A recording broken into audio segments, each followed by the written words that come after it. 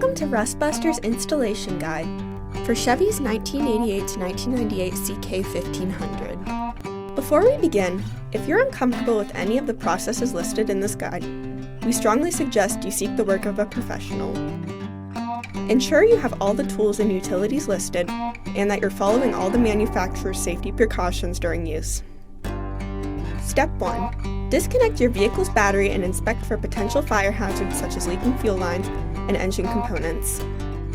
Prepare or remove these before starting. Finally, clear the work area of any safety hazards. Step 2.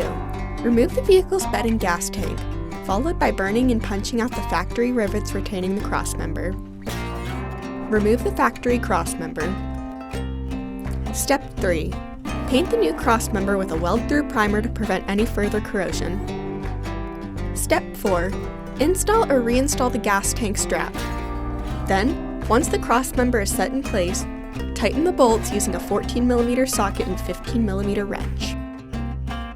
Step 5. Jack up the gas tank. Then, bring the gas tank strap around the bottom of the gas tank to hold it in place. Finally, assemble the gas tank strap with the gas tank bolt and tighten it. Then you're done!